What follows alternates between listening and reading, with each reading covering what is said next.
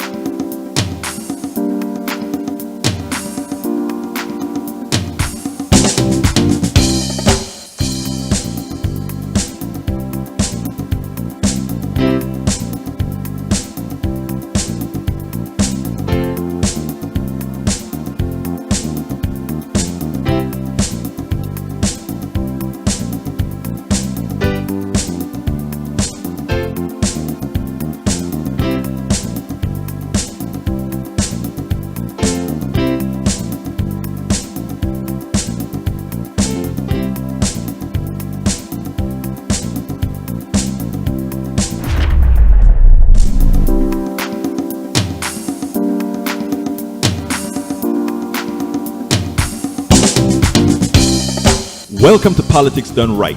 I am your host, Egberto Willis. This is a progressive program that will take the mystery out of politics. This is the program that will encourage you to make sure government becomes we the people. Whether you are liberal, progressive, conservative, or otherwise, you get to air your point of view. We are an independent media outlet that, unlike mainstream media beholden to corporations, we only owe allegiance to you. Remember, you can also send me a tweet at EGBERTOWILLIES. That is at Egberto Willis. Let us engage. It is Politics Done Right.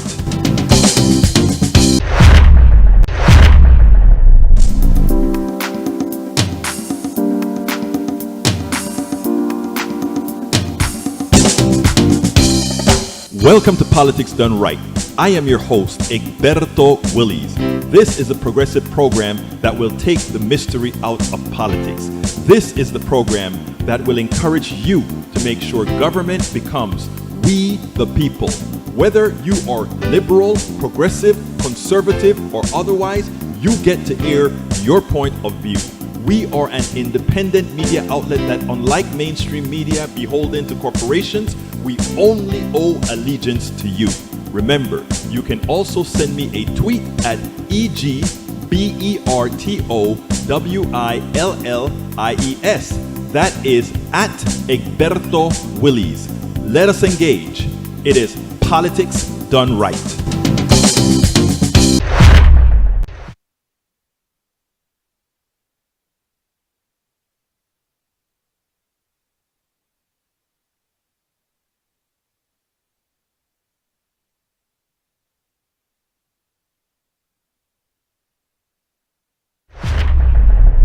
Welcome to one more edition of Politics Done Right. I'm Egberto Willis, your host. Thank you so kindly for being with us. Once again with us, Tom Hartman.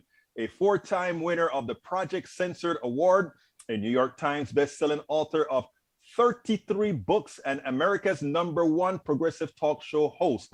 His show is syndicated and on local for-profit and non-profit stations and broadcast nationwide and worldwide. It also is simulcast on television into nearly 60 million US and Canadian homes. Senor Tom Hartman, how are you doing today, my friend? My buddy Egberto, it's great to be back with you. Thank you so much for inviting me. Well, look, man, I tell you, you have another one out. And you know what I told you? Every time you release one of those guys, I want to be on that list. But this one, I was kind of, let me tell you, I had to just scan the thing. But I am intrigued by several of your chapters. New book is The Hidden History of Big Brother in America. What got you into writing that, Tom? Well, I've been fascinated with the topic, and we're certainly seeing, creeping big brotherism here. Not just creeping. I mean, the Patriot Act kind of blew it through a wall, and as did the Telecommunications Act of '96, the Section 230, it's altered the world. I mean, there's the corporate big brothers and in some ways the government big brothers too. So I wanted to do a deep dive into both, which we did. Well, I mean, and you sure did. I was going through the table of contents and I'm like, wait, I would have never thought about covering this in Big Brother or covering that in Big Brother. I mean, it was quite an enlightening thing. So let me hear, is this the last in the series, or is the series continuing, the Hidden History of series? The next one I was doing the line edit on just before I called into your show, and it's going to be titled The Hidden History of Neoliberalism, How Reaganism Divided America and How to Restore Our Greatness. As much as I kind of cringe at greatness, I don't get to pick the titles, the publishers do. But that's what it's about, and it'll be out in September. And then that's probably going to be the last one in the series, but we'll see. Well, that one is going to be exciting. Anytime I hear the word neoliberal, you know how we feel about that, and the kind of things that we have to do about that. Anyway, so tell me, what got you into this? I mean, the beginning, you start Big Brother and your Puritans. Why did we start there? Well, there have been two times in American history. I mean, people think of Big Brother, they think of 1984, George Orwell's novel, in which, government is Big Brother and Big Brother's watching you and, all that kind of stuff. And there have been two periods in American history where we actually had Big Brother governments. I mean, like George Orwell style Big Brother governments. The first, well, not the first, but one of them, the first one I treat in the book, is the plight of people who were not Puritans in Massachusetts and southern New Hampshire back from the 1600s right up till the constitutional era. In fact, for this reason, Massachusetts almost didn't join the Republic. Yeah. And they had laws requiring that you had to go to church, you had to pay taxes to the local church, you had to treat the church elder as if he was the senior official in the community, with great deference and all that sort of thing. And there were these three Quaker women who just weren't having it, and they refused to go to church, and they weren't paying their taxes. And so the head, this was in Dover, New Hampshire, and John Greenleaf Whittier made it famous with a poem titled "When the Women Came from Dover," which I quote in the book. And this pastor, his name was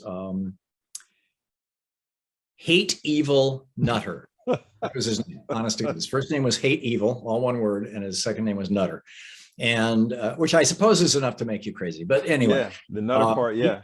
He felt that he was being disrespected by these women because they weren't showing up in his church. So he ordered the town constable to tie them to the back of a horse cart in the middle of winter. There was 3 feet of snow on the ground, strip them naked to the waist, whip them until they were bloody, and then drag them in the back of this cart to the next town where the process would be repeated. And this went on through 3 or 4 towns. I forget how many.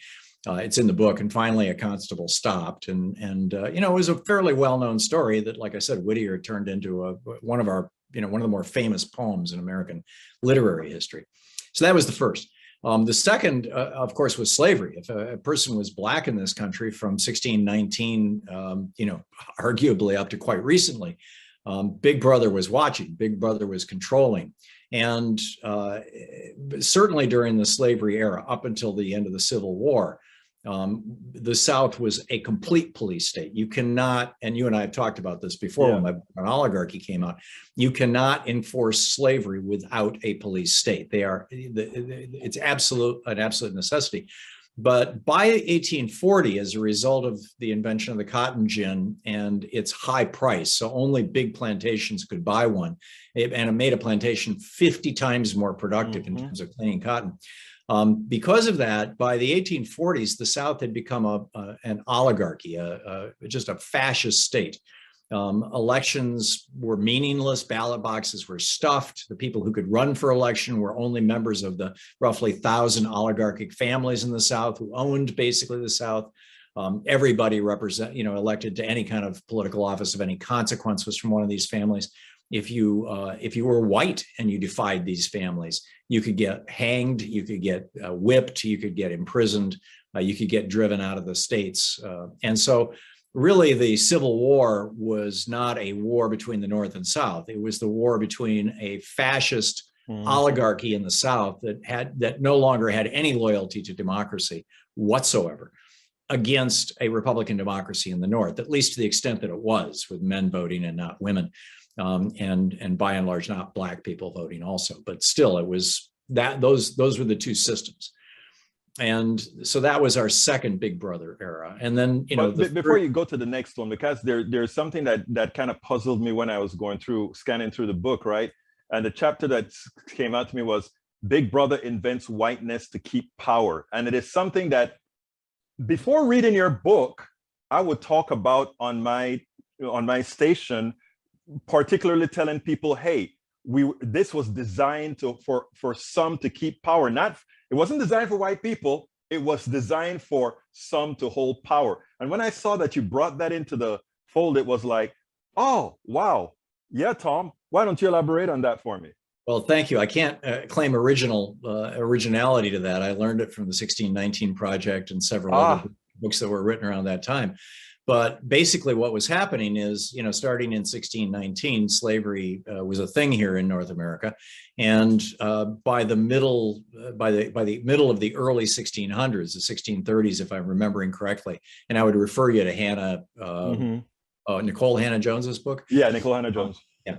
But around that time, poor whites, first of all, many of the Africans who were brought over were just one generation of slavery, or it was impressment, or it was I forget the word for where you have to pay back your fare. Indentured servitude. Indentured servitude. Thank you. Bless you. And that was the case with many of the white people who came to this country as well. And so they were finding common purpose with each other. And there were a number of rebellions that were black and white rebellions against rich people. And so the good fathers of Virginia, specifically in the 1630s, as I recall, in fact, I think 1636 was the big year for it, but it's been a year since I wrote the book. I'd have to go back and look at it. Basically they said, okay, we're going to enforce this caste system, but we're going to do it the lazy way. We're going to make it so that, anybody, you can just instantly look at them and know which caste they are in America. And thus they literally invented whiteness. I mean, slavery had existed forever in history. The Romans had slaves, the Greeks had slaves, but their slaves looked just like them. I mean, occasionally they'd take slaves from nearby people that they had conquered. So maybe the slaves spoke a different language or looked slightly different from them. But by and large, slavery was not a racial thing. But we invented that. America invented that. Virginia invented whiteness, and it still haunts us. And now it's spread around the world like the poison that it is. Yeah, absolutely. So, well, when we move on now from the social aspect and we hit the corporate aspect of Big Brother, I think if you follow your lead, that is probably one of the most corrosive and dangerous portions of this. I think so, because in particular, or what amplifies it is the Supreme Court saying that corporations are persons and that persons can buy politicians, and that it's all just free speech, political bribery. I want to stop you right there, because I want to tell you, I met you during the Move to Amend days and the Coffee Party days. I remember. You were one of the huge advocates that came out there and spoke to us about people, personhood, and all of that. So I want to give you a late thanks on that, because that was an important thing then. Well, thank you, Egberto. Yeah, I wrote a book about it called Unequal Protection in 2002. The subtitle was How Corporations Became Persons. And so, you know, it's particularly problematic when corporations not only have the ability to own politicians, write their own, but can also, basically know everything about you. We really don't know if any corporations have done what in the book, that Hoover, in fact, very early in the book, that Hoover was, you know, a gay man at the political pinnacle of power, and at a time in the United States in the 30s, 40s, 50s, 60s, when just simply being gay was enough to get you imprisoned or murdered.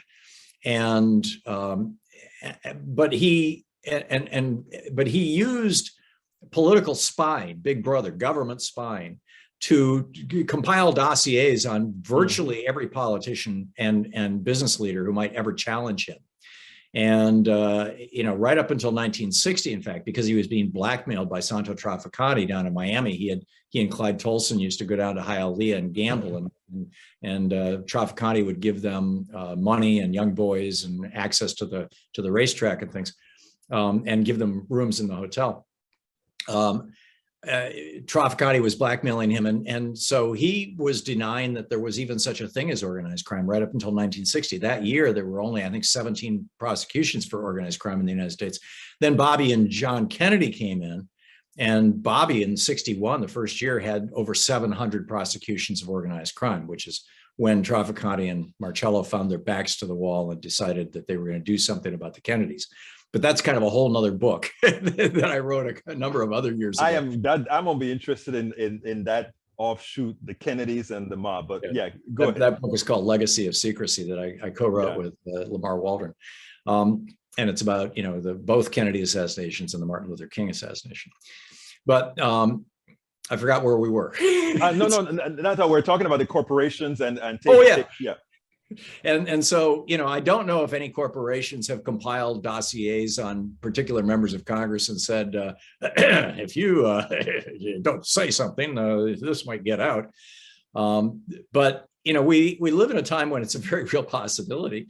I actually don't even present that as a possibility in the book. I'm just speculating with you right now. But I don't see how it's not. You know, again, we're just talking about speculation, and you wouldn't be able to put that in a book. I understand that, but it's not hard to believe how these guys come up with certain laws that they know the average American citizen simply don't want, unless that's the case. Yeah.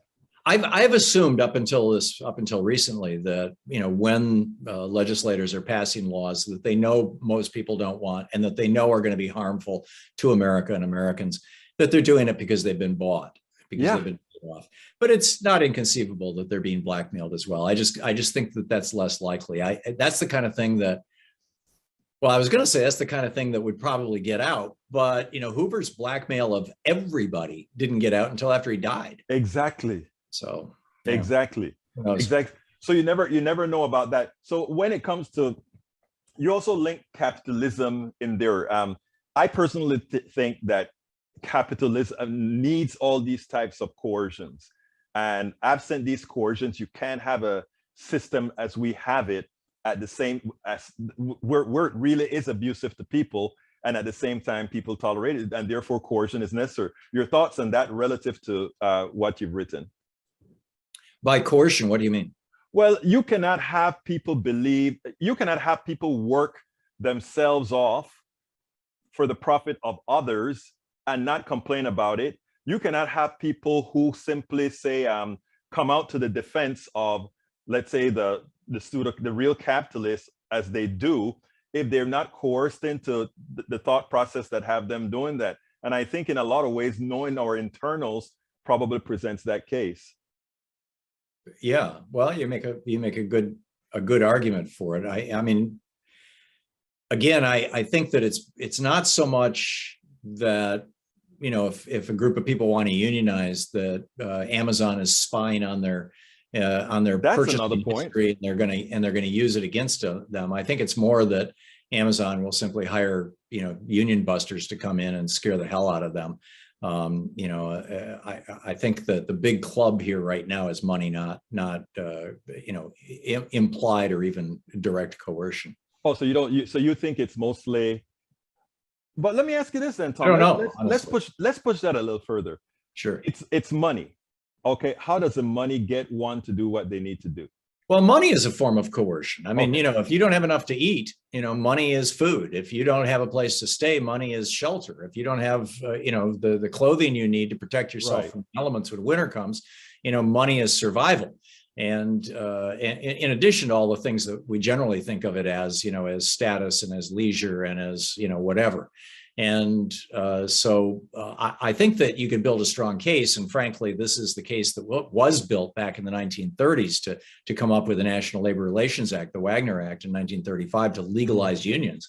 You could build a strong case that the power that an employer has over a non-unionized employee is extraordinary, particularly during a time of widespread poverty, which was very much the 1930s. And is increasingly America today, sadly. So yeah, I think we could frame it entirely in a coercion frame. It is amazing that because I did a piece 2 days ago with Larry Summers, and Larry Summers appeared on TV, and I'm going to tie this into your book. But Larry Summers came on, and he explained he thought he was explaining to what I call a naive audience that after you've gotten 4% or so in wage increases, that it automatically generates inflation that actually takes back more than your increased income was. And then he starts crap. I know. And then he starts to bring up, and he says, and by the way, Ukraine creates a lot of wheat, so therefore there's going to be a lot of transportation. We can overproduce more oil if we wanted to, which means from US ports we'll have ships going from US ports with this oil to deliver whatever. So he intermingled in there, and we're going to have to start thinking about having ships not follow the Jones Act and go and simply go to the cheapest shipper. So he attacked inflation as justified, wages as being the causation of inflation, the reduction of he in one package, right? And I'm like, talking about subliminal messaging to tell the workers, don't ask for too much. It was just amazing. And when I tie that into what we're talking about, Big Brother, it is like Big Brother telling you all these things that will occur in this scenario. Yeah, Larry Summers is a neoliberal. It's going good for your next book. Yeah, it's a little too late to write him into it, but if he's not in it, I'll have to go. He probably, I bet he's in it because he was there with Obama, and when we came up, so I bet he's in there. But second thing, globalism and Big Brother.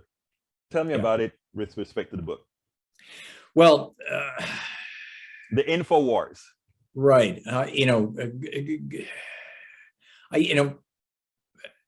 It's a tough one. I mean, globalism is like, one category, and Big Brother is kind of another. What's happening with regard to a global response to Big Brother, I can directly address, which is that's what I meant. Actually, I'm going from your part 3. Okay. So the European Union has come up with a set of basic rules, rights for people who are users of the internet. And you're seeing the consequence of this when you visit websites and they say, well, you accept cookies. The requirement is that you have to disclose things, that people are being tracked and things like that. And there are limits on the ways and technologies that can be used to track people. There's also a really cool thing called the right to be forgotten that the European Union has now recognized, which came out of a lawsuit from a Spaniard who was very upset that his name, he had been involved in a bankruptcy back in the late 90s. And whenever anybody Googled his name, because he was a low profile guy, that was the only thing that showed up. And he wanted it to take it off the search engines. And so they're pretty vigorous about it. Plus, here in the United States, we're the only developed country in the world that allows your internet service provider, the company that's bringing the internet into your home, to observe absolutely everything you're doing online. They can watch every keystroke, read every email, look at every website you visit, even know how quickly or slowly you scroll down the page, stopping at particular pictures or headlines or ads. they know all this stuff and they can record it and they can sell it. And so there's that. And then that's the result of Donald Trump having hired Verizon lawyer Ajit Pai as the head of the FCC and blowing up what we referred to as net neutrality. I always thought it should have been referred to as net privacy, because it was really about Title II of the Telecommunications Act, which has been used since the 1930s to say that if you want to wiretap somebody, if you want to listen on their phone conversation, you have to have a warrant signed by a judge. And up until Donald Trump and Ajit Pai got a hold of the FCC, that was the law with regard to the internet in the United States too, and it still is everywhere else in the world. So, we've got a serious privacy problem. The other big problem that has gone worldwide, but really started here in the United States, is that, let me give you a setup for this. Starting around the year 1000, around the time of the Magna Carta, 1100. No computers then. No computers then.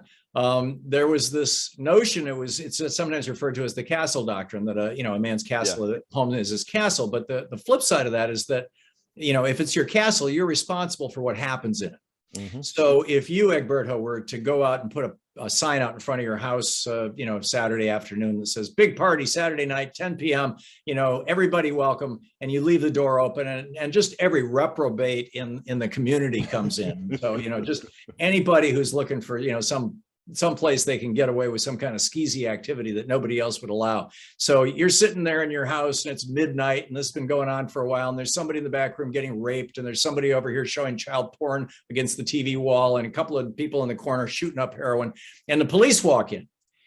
Who goes to jail? Well, all those criminals and you, because it's in your house. You're responsible for it. And if you allow criminal activity in your home and you don't stop it or report it, you go to jail too. So like I said, that has literally been in British common law for 1,000 years. Yeah. And it was an American law all that time.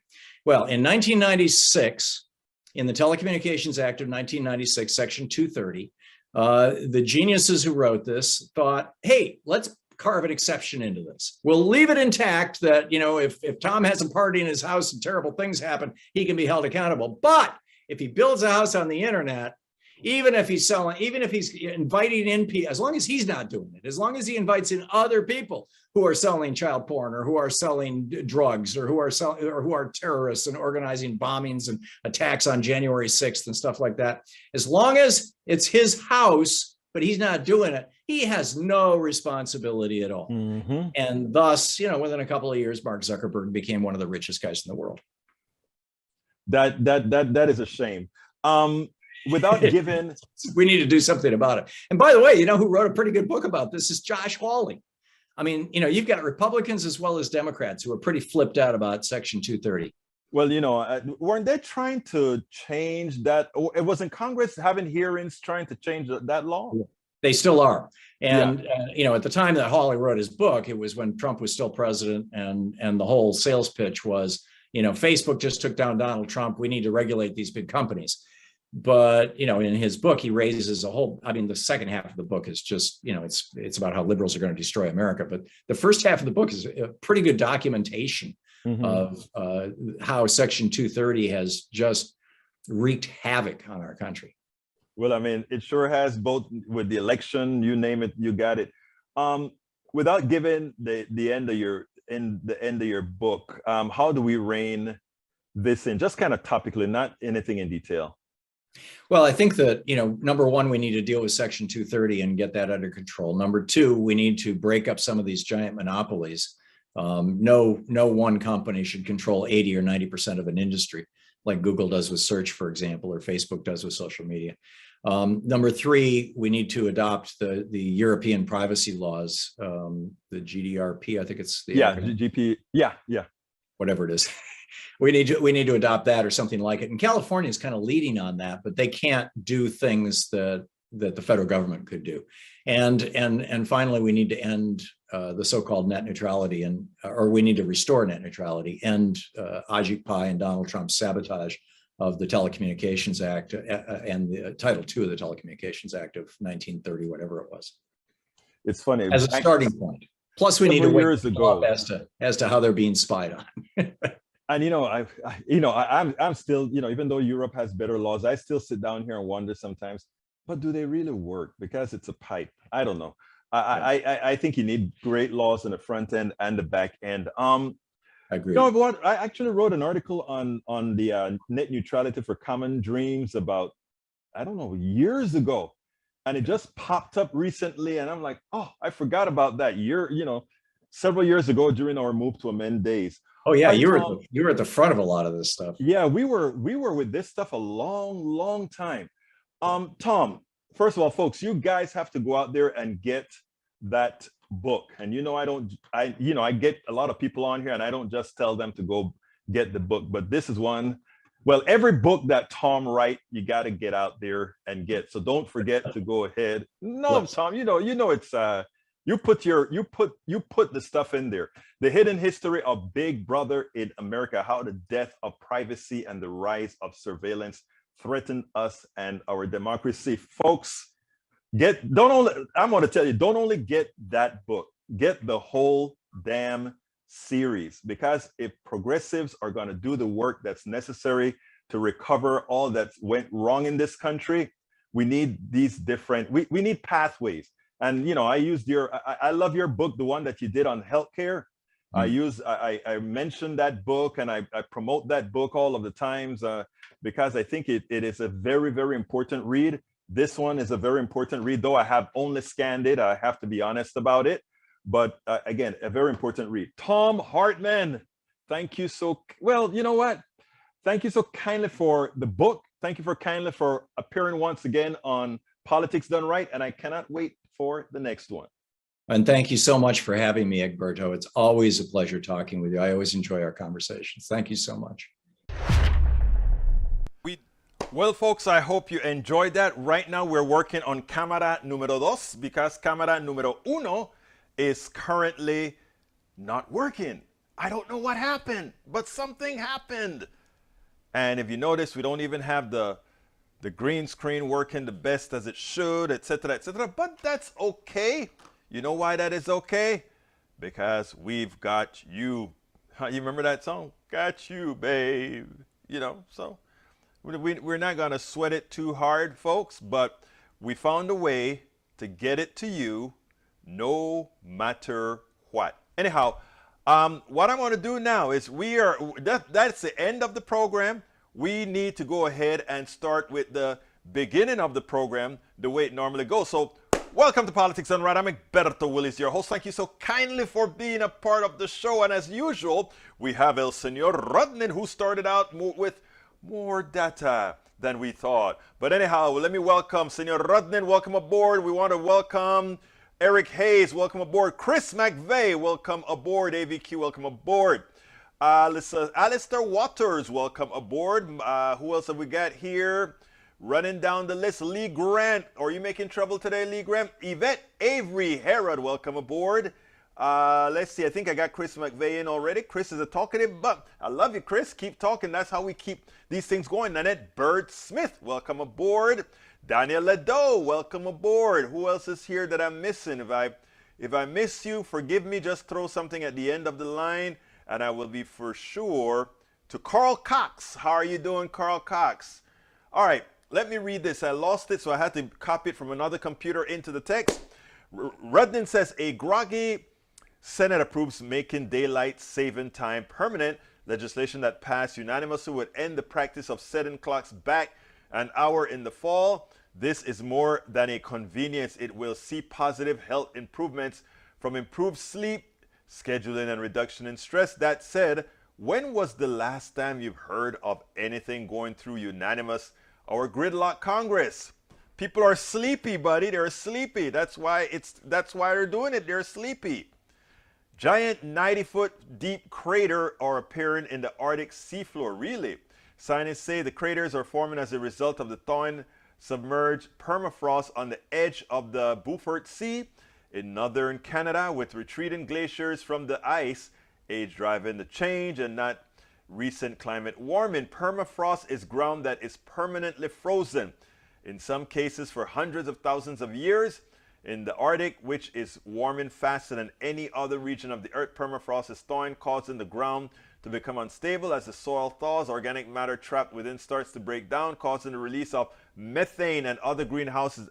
I didn't know if that was going to be in the article, but that is sort of a self-fulfilling prophecy. Methane is a much worse greenhouse gas than carbon dioxide. And it's not only, it's occurring all through Canada where the permafrost is melting, in Russia and all these other places as well. So we really need to take this seriously. So that's one of the reasons I really get upset when somebody says, well, you know, we need to be measured about it. And so, you know, Eric Hayes sent me a tweet today that I want to say, come on, man. Think deeper. Don't let the right-wing folks get to you. Think deeper. Think deeper. He said, electric cars still, the batteries have to be charged, and they're charged with coal-burning plants for now. But that's why we have the windmills. And guess what? The batteries are the back-end store for the windmill. And guess what else we have, guys? We have hydro, we have wind. All these things get on the grid, and eventually as they take over, you can have your same old car that's renewable. It's running off of renewable energy. Deep thinking, deep thinking. I'm not going to finish reading the one on the methane. We know what it's all about. New James Webb Telescope photo showcases a single star in key mission milestone. The observatory's view of the universe is coming together. We're about to see the universe with a brand new eye. Starting in the next few days, James Webb hosts a 28 times higher resolution than our previous space satellite, which I think is the Hubble, with all the insanity going around in the world. Take a look at those beautiful pictures in the link that he provides. Unimaginable Russian attack on Sherbeniv-bred lion kills at least 10 Ukrainians. I saw that on Common Dreams. Standing in the bread queue, and that's a shame. That's a shame. I'm not going to say anymore. That's a shame. Anybody who's supporting Russia right now, I don't care what you think. Anybody who indiscriminately kill people like they did, where's the humanity? Russian soldiers take patients and staff hostage at a Mariupol hospital and claim thousands dead in city.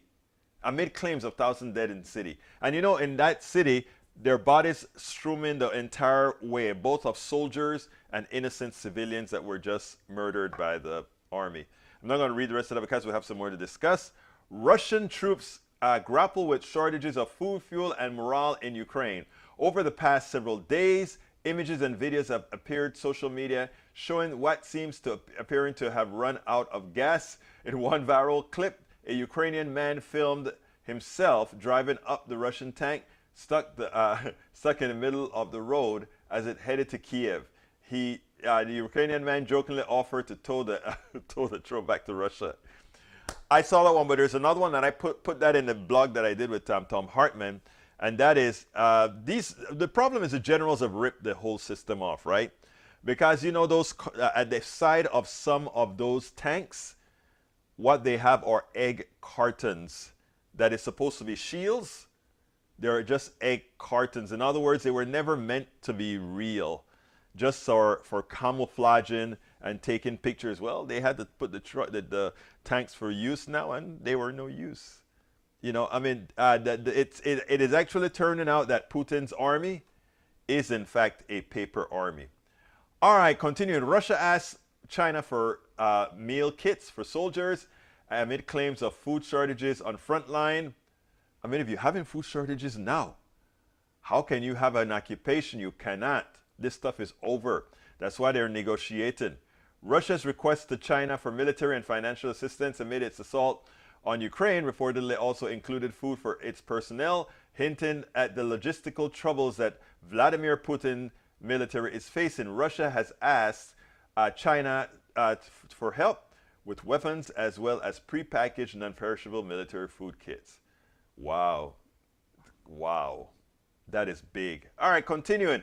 It sucks for Ukraine, but stalling them and economic warfare is still the best option. Keep Putin from having excuse to escalate and bog his forces down while struggling to feed his troops. That's from Chris McVeigh. I agree with you, Chris. Chris Hayes says about 80% of global oil sales are done in dollars, and Saudi Arabia has conducted its deals exclusively in the greenback since 1974. So if a Saudi yuan deal were to be made, it would hold China's currency at the expense of the dollar as Beijing looks to challenge the, and that is, I don't see a problem. That's a natural progression, right? Do you think the dollar was going to forever stay the currency, the only currency? No, but you know what? The dollar remains a sovereign currency in what's purported to be somewhat of a democracy. So I don't think we have much to worry about the rest of the world going to another currency, because if you think people doubt the United States or don't trust the United States, what do you think they think about China? I'm just saying. Alistair Waters, welcome. She says, Russia, Virgin on default on its debts. I'm pretty sure it's going to be on default. I mean, you can't have what we've inflicted, not we, meaning the entire world, 140 countries out of the 180 or so voting countries supporting Ukraine, as opposed to, and by the way, Ukraine is no saint. Let's get that right. But what we can't tolerate is what Russia is doing. But Ukraine is no saint. We can attack Ukraine at some other time. Can someone link this to let's see which one? I can run it to Newman History of Oil, HBO classic comedy special. I think he'll find it enlightening. To Eric. All right, Eric's on. Look, Eric, we don't do that. On if Eric or Rudnin have each other blocked, we're family here. Please unblock each other from each other, okay? And just let's take the stuff, man. You guys are both in the room all of the times. You don't need to be blocking each other. All right, let's continue here. Para ver. I'm almost done with the copied link, so I'm going to go to the original now. All right, I'm not going to save that, baby. Let's go to my new thing here. It says Robert P. No, before I go to Robert, I better get up top. Wow, you guys are writing a lot today, guys. You guys are writing a lot. Daniel Ado says, I don't know what you're laughing for, Daniel. Carl Cox says, GOP loves Putin because, like Trump, they're Putin's puppet. This includes Fox News, Newsmax, QAnon, GQP, want Trump to come to power and have them learn how to be Russian-type dictator. Trump will never be in power again. Doesn't matter what people think. Egberto mentioned coffee. Well, Starbucks will now require you to bring your own cups and probably still charge you more than $6 for it. But you know what? The good thing about that, at Starbucks, you don't have to go. You can make your own coffee, but for gasoline, you gotta go. And that, I'm glad you brought that up as an excuse. I don't mind if Starbucks costs $10 a cup. I feel I like the Starbucks environment. I meet people there. I talk to them. We have fun, but we don't have to go there. We can meet at my house. We can meet in the streets. We can do whatever we please. We have choices. When it comes to gas and health care, no choices, baby. When it comes to utilities, no choices, baby. And that's what I'm trying to illustrate to people. There are certain things that belong in free enterprise. People charge whatever they want. That's fine. If you want to spend it, you spend it. If you don't, you don't. But when it comes to things that are essential, it does not belong. Or things, plural, do not belong in the private sector. Spoken about that a lot. All right, let's see. Daniel Ledo, when you start incentivizing good behavior, people stop doing good for its own sake. That social credit system is kind of a sham. P.S. There's a manga I might recommend to you called The Healing Priest of the Sun. It has that trope as on its mainstay. I guess I should find Daniel Ledo's trope. I don't have it. Daniel, why don't you put that message in there? I'm having a little messaging problem. I'd love to know what it was that you said. All right, let's see. Tom C says, GOP cancel culture. Cancel those who need an abortion. Cancel those who need the vote by mail. Cancel those who teach about U.S. race in history. Cancel those who change your sexual identity, etc. Love it, Tom. Tom, like Egberto says, Republicans and conservatives are thugs and cult members. Then he bemoans how divided the country has become. I never once heard Tom Hartman say that. Neither have I ever said that. You always see me trying to bring people together. Lee Grant, you know I love you, brother. We always talk, don't we? Am I trying to shoo you away, or do I just come up with differences and prove that, well, in my case, I think I'm right? Isn't that right, Lee Grant? Come on now, stop that. All right, Tom Hartman, that money coercive when not having enough money means a threat to survival is why I so favor a strong social safety net to make sure none of our citizens fall below that threshold.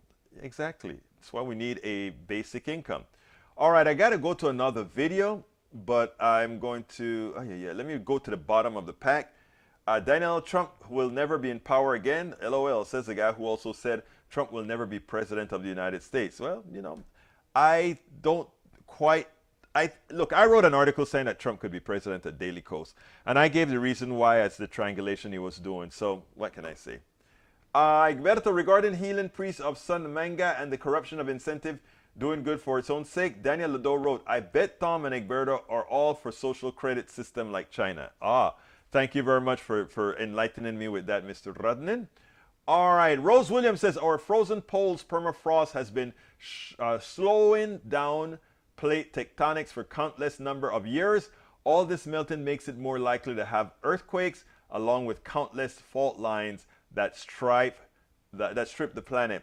Scientists have witnessed organisms revive that were frozen the last time that the poles were frozen. What does that say about exposure to bacteria, viruses, etc., which our immune system has never, ever seen? Good point, Rose. Macaroni says, Egberto, I don't need any new those jackasses marking up my wall. I'm barely paying attention to Facebook at all, except to watch your show. And I am honored that you're watching my show, Brother Rudden. You know that. Love you, man. But I still want us to get that feeling that we can have people that we completely think are crazy, disagree with, and whatever, and just learn how to disregard their mail. Because again, do you not imagine what you may tell Mike at some time that will resonate? Paul Fleming says electric car sales will increase by 50% the end of the year. This is the real reason why gas prices will stay on the rise, not war. There you go. There you go. All right, let's continue. Carl Cox. Putin firing generals and spy agency personnel because they ignored their warnings. He made all the decisions have failed. Yeah. Okay. What else have we got? What else have we got? Okay, let me go ahead and play that video, and then we'll take it on the other side. Let me fix it up this way. A few days ago, Alex Vindman went on to Lawrence O'Donnell, and he tried to explain to Lawrence O'Donnell that we need to do so much in Ukraine. We must go in there, and well, he wasn't necessarily saying go in there with guns, but give them the planes, give them everything that they want, And there are two pieces of that interview that I found that I liked. One is that Lawrence O'Donnell reminded him that there are a lot of countries that we completely disregard, where people are suffering like hell, and we've done nothing. And also, we really don't want to sit down there and fight a war with Russia. Let's listen to it, and then we'll take it on the other side. Let's listen to what Admiral Kirby, the Pentagon spokesperson, said today about this question of sending jets to Ukraine for their use. Let's listen to this. We assess that adding aircraft to the Ukrainian inventory is not likely to significantly change the effectiveness of the Ukrainian Air Force relative to Russian capabilities. Therefore, we believe that the gain from transferring those MiG-29s is low. And finally, the intelligence community has assessed that the transfer of MiG-29s to Ukraine may be mistaken as escalatory and could result in a significant Russian reaction that might increase the prospects of a military escalation with NATO. So some are making the point that the Ukrainian pilots are not flying now with the aircraft that they already have. And so jets don't appear to be what they need at this point. That's not true. Frankly, I disagree with that assessment. I think we have to understand that one of the reasons that the Ukrainians aren't flying is because they don't have that many planes and they can't afford to lose them. They have to save some of that air power for when there's a crisis situation, let's say around Kiev. Those jets would be meaningful, as well as other kinds of support that we could provide with regards to unmanned aerial vehicles, intermediate range air defense. What I fear when I hear those kinds of statements and that kind of smoke and mirrors analysis, because I think, in fact, that's cherry picking some of the I know that there are divergent views within the intelligence community And plenty of people think that this would not be escalatory and within the bounds of how the U.S. has conducted proxy warfare, how the Soviet Union and Russia have conducted proxy warfare. If this was any other country that wasn't doing a little bit of saber rattling, that wasn't somehow indicating that we were headed towards a nuclear war, we would have taken action a long time ago. Colonel, we're running out of time. A couple of points there. First of all, there are many countries in the world where we've never considered 1 minute of intervention. We saw suffering in the Ethiopian civil war within the last year that wasn't even televised, wasn't even brought to American audiences. And so what we are seeing here is the most that the United States has ever done in supporting a country being invaded by another country short of war. And the other point about it is when you said it doesn't seem escalatory to you, it also doesn't seem escalatory to Admiral Kirby. He made that clear. The point is, would it be seen, the jets, would they be seen as escalatory by Vladimir Putin? And so what they are doing is trying to deal with an anticipation of Vladimir Putin. Yeah, we can't, I mean, we should absolutely not be dismissive of nuclear saber rattling and the risks of escalation. What we can do is we can make risk-informed decisions, well thought out, well-considered decisions and the consequences of those decisions informed by what we understand and what we have high confidence on with regards to Russian action. Brag about Colonel, this is not a proxy war by Russia. This is a war by Russia against another country. This is not proxy. This is not them using another country's battlefield and supporting another country. That's proxy when you're supporting another country. This is direct, and there is no previous model that fits this particular conflict. We did not confront the Russians in Afghanistan. We are doing in Ukraine what we did in Afghanistan. The Russians confronted Afghanistan. We did not dare confront the Russians in Afghanistan. We're saying the same thing, frankly, because what we're talking about is providing the Ukrainians with the material they need to fight it. I've never advocated for U.S. forces on the ground or in the air. We spend a lot of time deconstructing the news, trying to parse it into a form that everybody can. Actually, once he pretty much insinuating that is something that we should do. So I mean, he's not being completely frank there, but the idea is he wants a lot more involvement than we would want to provide, than we should provide, to put it bluntly. Because again, Ukraine ain't no saint. Now, what Russia is doing is criminal, but Ukraine's as a country, it's not like they are pure, So let's be clear there. Let's be very, very pragmatic in the things that we want. Well, we are coming close and I haven't asked for anything, so here we go. Look at that cup. Look at that cup, Ballista. She got the cup. Why don't you go ahead and get the cup? And I'm only going to give you one link today because, we had problems and we started late.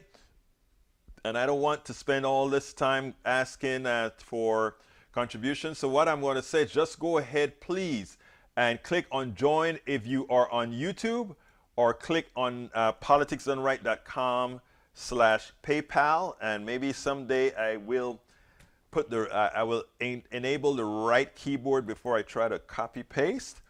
There you go. Please go to politicsdoneright.com/PayPal, and if you want to find out what's the all-encompassing way to support us, go to politicsdoneright.com/support. And that's where we have all the different links in which you can support us. So please consider supporting us.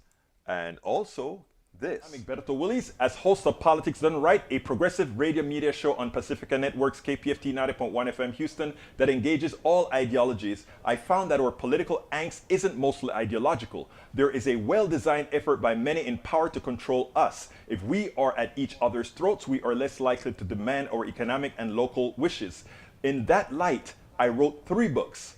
I wrote the first one titled, As I See It, Class Warfare, the Only Resort to Right-Wing Doom, to describe the entire economy in a manner we can all understand. It highlights why it was designed to pilfer most as it empowers a few, the chosen. The second book, titled, It's Worth It, How to Talk to Your Right-Wing Relatives, Friends, and Neighbors, take it to the next level. After understanding how the system pilfers, it is incumbent that we can speak to our peers to empower a change. The third book, How to Make America Utopia, Take Away the Economy from Those Who Rigged It, gives us a place to land. After learning about our economy that is dysfunctional for most and learning how to engage the other side, we point out what would make an economy that works for all. Each book stands on its own, but together they provide the full picture. Please consider getting one or more. You will undoubtedly learn, be entertained, and help us continue the mission with our blogs, articles, videos, and books. Hey, Lee Grant, I saw that little notice that you tried to dig in on me. Egberto, let's see what you said. You said, Egberto, ask Daniel if he wants a no-fly zone, especially if it will start. No, Daniel is actually, he doesn't want a no-fly zone. Daniel has the same position. Daniel Ado, that is, have the same position we have on Ukraine. And Lee Grant, I don't know, you hear every day, you hear me. I don't try to lie to you. I don't try to sugarcoat anything to you. No, Ukraine is not pure. The United States is not pure. Think about it. I mean, we all suffer from all these Western countries suffer from the same disease. Isn't that true? But we still don't tolerate, you know, a government going into another government and just annihilating its people. I mean, we can't do that. We just cannot do that. No, the video is working. I'm looking at it at YouTube. So it should be working fine. It should be working fine. Mike Psaki, Egberto just made. Mike, where have you been? No leftist acts rationally anyway. Nothing new there. Come on now, be nice. I try to treat you well, so you be nice. Now, let's remember that. Look, we are coming up close to the end of the program, and since I have the program all reversed given the beginning, I want to say this. Coming up, you are going to see El Señor Tom Hartman, the number one progressive radio show host. And you'll see him coming up next. All right, bombs, bullets, and blood. What is the U.S. doing to facilitate peace talks between Russia and Ukraine? They are there, and it seems like they are on 15 points, and they're coming close to agreement on 15 points. My hunch is this war is done in 2 weeks. Just my hunch, but we'll see. Mike A. Psaki says, I've been working hard to pay for all this inflation I'm blaming on Biden. I suggest you listen to the piece that I just, you know what I want to do?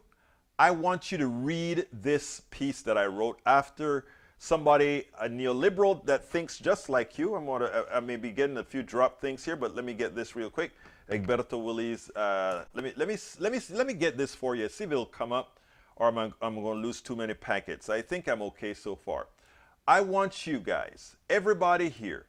This is my new article that one of the reasons I was late getting the show started, I wanted to write this article, and I wrote the article. I threw it up on Medium already, but I want you guys to see this article. That article, and it may help you out, Mike Psaki.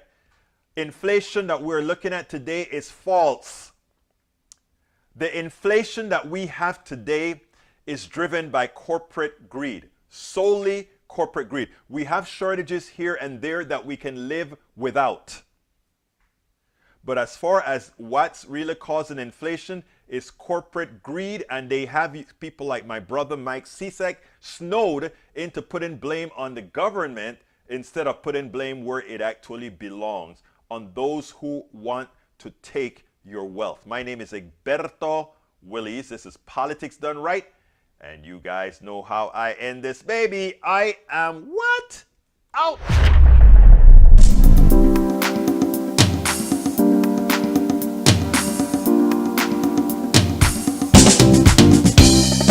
Welcome to Politics Done Right. I am your host, Egberto Willies. This is a progressive program that will take the mystery out of politics. This is the program that will encourage you to make sure government becomes we the people. Whether you are liberal, progressive, conservative, or otherwise, you get to air your point of view. We are an independent media outlet that, unlike mainstream media beholden to corporations, we only owe allegiance to you.